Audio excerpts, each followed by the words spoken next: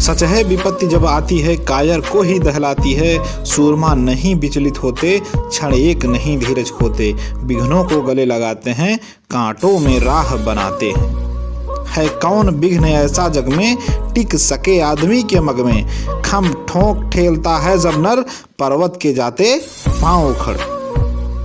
जय हिंद साथियों, स्वागत है आपका प्राथमिक एजुकेशन पर।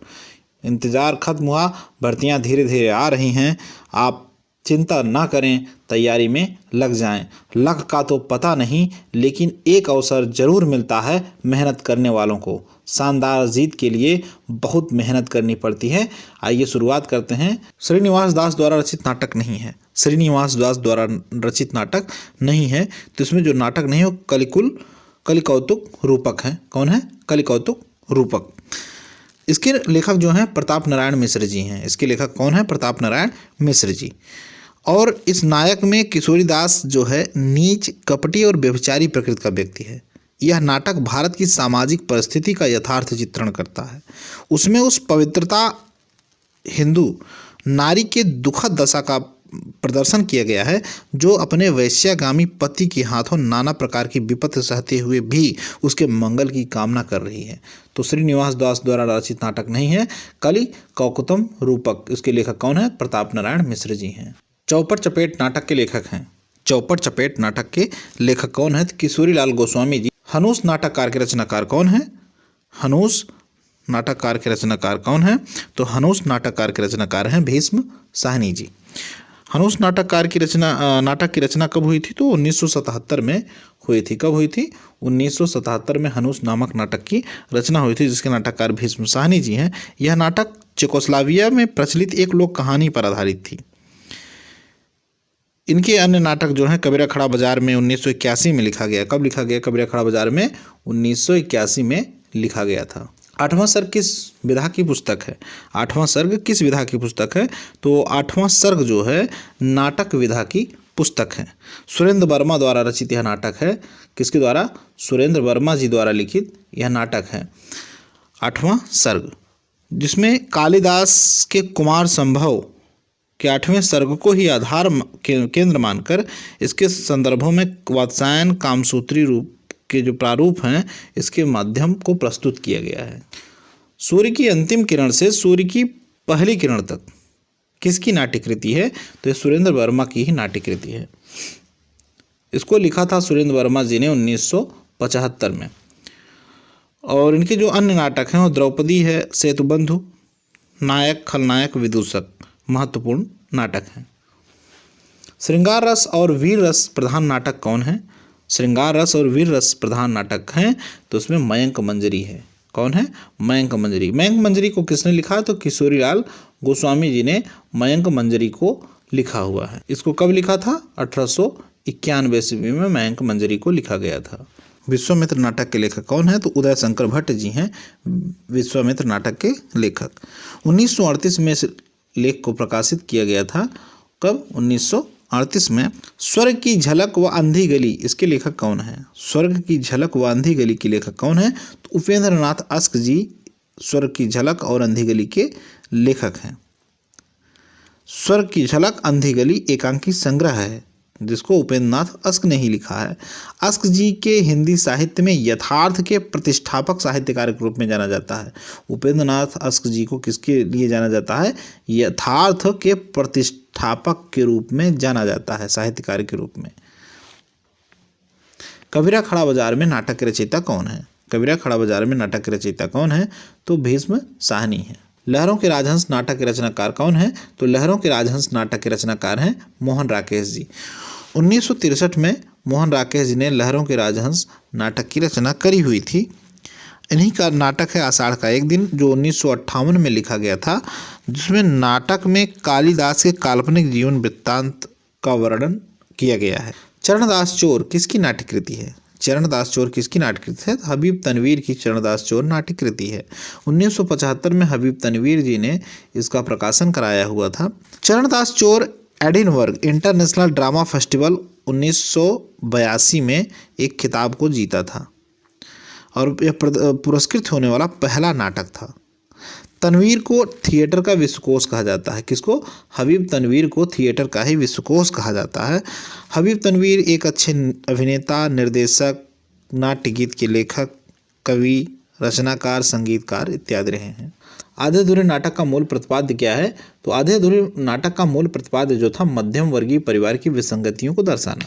औद्योगिक क्रांति के बाद 1969 में लिखा गया आधे अधूरे नाटक, जो शहरीकरण की परिस्थितियां थीं उसमें जो परिवार के मध्यम वर्गीय की विसंगतियां होने लगी, इन सब आधे अधूरे नाटकों में दिखाया गया है कि परिवार कैसे टूटता है, स्त्री पुरुष के संबंध कैसे रहते हैं, दाम्पत्य जीवन के खोखलेपन में पारिवारिक विघटन कैसे होता है, इस खोखलेपन को लोग कैसे निभाते हैं।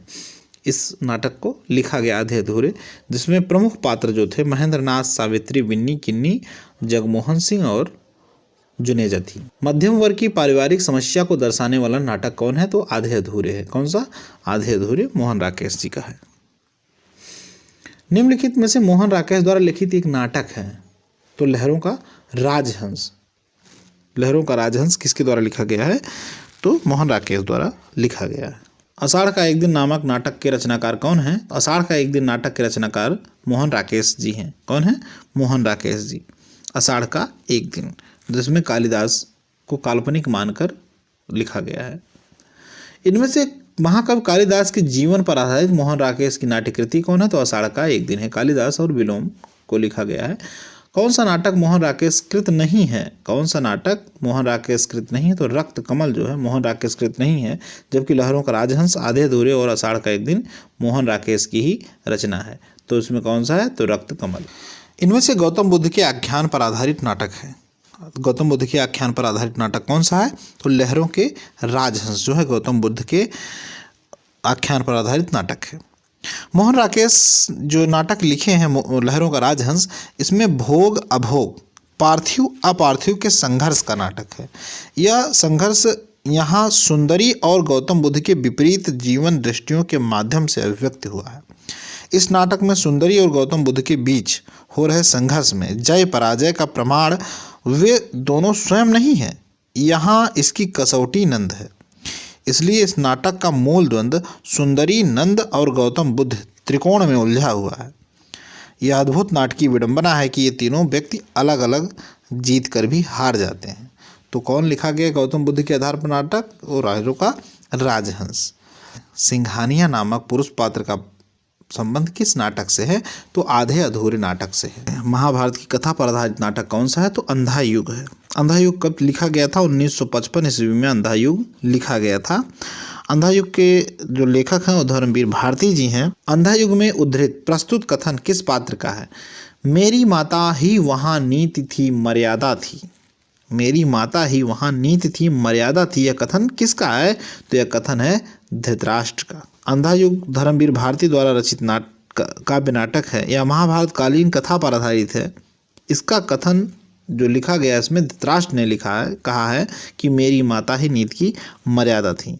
वहाँ पर कुछ विशेष शब्द आते थे। नरो व कुंजरो किसने कहा था? तो धर्मराज युधिष्ठिर ने नरो व कुंजरो कहा था। मुझको गल जाने दो, यह धृतराष्ट्र ने कहा है। जय मत कहो वृद्ध, यह कृतवर्मा ने कहा। पता नहीं मेरा मुख भी देखोगी या नहीं, इसको कहा था युयुत्सु ने।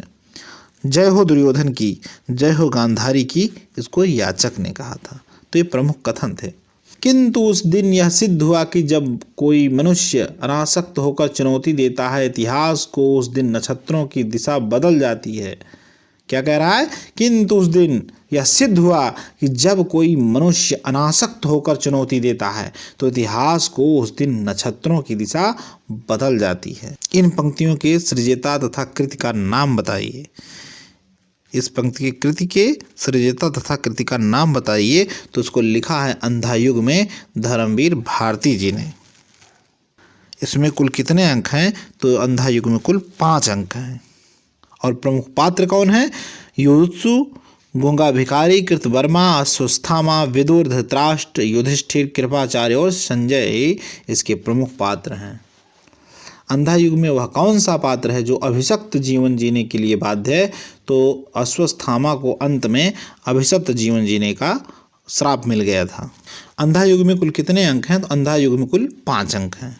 प्रभुता संपन्न शासक वर्ग में एक गरीब शिल्पी के मध्य संघर्ष। क्या है? प्रभुता संपन्न शासक वर्ग एवं गरीब शिल्पी के मध्य संघर्ष कथा को किस नाटक की विषय वस्तु बनाया गया है? तो कोणार्क जो है इस नाटक की विषय वस्तु बनाया गया है। कोणार्क के लेखक कौन हैं? कोणार्क के लेखक हैं जगदीश चंद्र माथुर जी। कौन है? जगदीश चंद्र माथुर जी हैं। और कोणार्क में जो पात्र घटनाओं को इस प्रकार संयोजित किया गया है कि वे विशिष्ट नाटकीय स्थितियों में संश्लिष्ट होते हैं। इससे संघर्ष के कई आयाम उभरते हैं। प्रभुसत्ता और गरीबी शिल्प के बीच एक संघर्ष है, वस्तुतः कोणार्क निर्माण के एक गहरे अंतर्द्वंद का परिणाम है। जो कोणार्क मंदिर बना है उसके एक अंतर्द्वंद का परिणाम है कि गरीब आदमी, जो गरीब शिल्पी है, कैसे बनाया है और प्रभुता संपन्न शासक उसे बनवाया है बेगारी करा के। कोणार्क नामक नाटक के रचयिता कौन हैं? तो हैं जगदीश चंद्र माथुर जी। इनमें से जगदीश चंद्र माथुर का नाटक नहीं है तो वह है अंधायुग। अंधायुग किसका है? धर्मवीर भारती जी का। शारदीय नाटक के रचनाकार कौन हैं? शारदीय नाटक के नाटककार हैं जगदीश चंद्र माथुर। 1959 में लिखा गया शारदीय नाटक जो ऐतिहासिक नाटक है। क्या है? ऐतिहासिक नाटक है। इसकी पृष्ठभूमि ऐतिहासिक है। 19वीं सदी में ऐतिहासिक पृष्ठभूमि के तत्कालीन समाज में जो मानवीय संबंध के अंतरंग झांकी प्रस्तुत करता है उसको प्रस्तुत किया था। शकुंतला नाटक की खड़ी गद्य बोली में अनुवाद किया गया है। तो कब किया? किसने किया है? राजा लक्ष्मण सिंह ने किया है। किसने किया है? राजा लक्ष्मण सिंह ने। और इसको कब किया है? तो 1861 ईस्वी में शकुंतला नामक नाटक को हिंदी में अनुवाद किया था। बकरी नाटक के रचयिता हैं। बकरी नाटक के रचयिता कौन हैं? तो सर्वेश्वर दयाल सक्सेना जो है बकरी नाटक के रचयिता माने गए हैं। सर्वेश्वर दयाल सक्सेना की नाट्यकृति का नाम क्या है? सर्वेश्वर दयाल सक्सेना की नाट्यकृति का नाम क्या है? तो है बकरी। सर्वेश्वर दयाल सक्सेना का जो पहला नाटक था वह बकरी ही था, जो व्यंग्यात्मक रूप में लिखा गया था। किस रूप में? व्यंग्यात्मक रूप में बकरी नामक नाटक जो है लिखा गया था। इसमें लड़ाई और गरीबी हटाओ इस बेस पे इसको नाट्य रूपांतरण बनाया गया कि गरीबी कैसे हटेगी जब भ्रष्टाचार, उत्पीड़न, अन्याय को मूर्त रूप दे दिया गया है। सती चंद्रावली और अमर सिंह राठौर की नाटकों की रचना किसने करी है? तो राधाचरण गोस्वामी जी ने करी हुई है। पंडित राधाचरण गोस्वामी बहुत ही अच्छे मौलिक नाटककार हैं जिन्होंने सुदामा नाटक, सती चंद्रावली, अमर सिंह राठौर इत्यादि जो है रचनाएं करी हुई हैं। उत्तर प्रदर्शी नामक गीत नाटक के लेखक कौन हैं? तो उसके लेखक हैं अज्ञेय जी। इसमें विकल्प नहीं दिया गया है इसलिए यहाँ लिखा जा रहा है अज्ञेय जी। अज्ञेय जी ने उत्तर प्रदर्शी नामक नाटक लिखा हुआ है। इसका प्रकाशन कब किया गया था? तो 1967 में इसका प्रकाशन किया हुआ था। इन्होंने जो लिखा है जिसमें अशोक अपने ही भीतर नरक भोगने तथा बाहरी भीतर का जो उसका विचार है उसको उठाने का इसमें प्रयत्न किया गया है, वर्णन किया हुआ है। नहुस नाटक के लेखक बाबू गिरधा दास का भारतेंदु हरिश्चंद्र जी से क्या संबंध था? तो पिताजी थे उनके। भारतेंदु युग की केंद्रीय विधा है। भारतेंदु युग की केंद्रीय विधा है। तो भारतेंदु की जो केंद्रीय विधा है वह है नाटक। उत्तर रामायण किसकी कृति है? डॉक्टर राम कुमार वर्मा की कृति है उत्तर रामायण। पृथ्वीराज की आंखें ऐतिहासिक आधार पर लिखा गया सफल नाटक है जो 1930 में लिखा गया था। डॉक्टर राम कुमार वर्मा के शब्दों में, जिस देश के पास हिंदी जैसी मधुर भाषा है वह देश अंग्रेजी के पीछे दीवाना क्यों? स्वतंत्र देश के नागरिकों की अपनी भाषा पर गर्व होना चाहिए। हमारी भूमि भारतीय होनी चाहिए। हमें जूठन की ओर ताकना भी नहीं चाहिए। पृथ्वीराज की आंखें शीर्षक के रचयिता हैं। पृथ्वीराज की आंखें शीर्षक के रचयिता हैं तो डॉक्टर राजकुमार वर्मा जी। डॉक्टर राम कुमार वर्मा जी हैं पृथ्वीराज की आंखें शीर्षक के रचयिता। प्रसन्न राघव किसकी रचना है? तो प्रसन्न राघव जयदेव की रचना है। किसकी रचना है? जयदेव की रचना है। भगवान श्री रामचंद्र जी की कथा से संबंधित यह नाट्य ग्रंथ है। गीत गोविंद जो जयदेव द्वारा लिखा गया है वह रचना एक अन्य महत्वपूर्ण ग्रंथ है जो मुख्यतः गीति काव्य में लिखा हुआ है। मौन क्रोध की सर्वोत्तम चिकित्सा है दोस्त। चिंतन करो, चिंता मत करो, नए विचारों को जन्म दो। आप अपना लक्ष्य प्राप्त कर लेंगे। वीडियो अच्छा लगा हो तो चैनल को लाइक, सब्सक्राइब एवं शेयर ज़रूर करिएगा। मिलते हैं अगली वीडियो में, तब तक के लिए जय हिंद।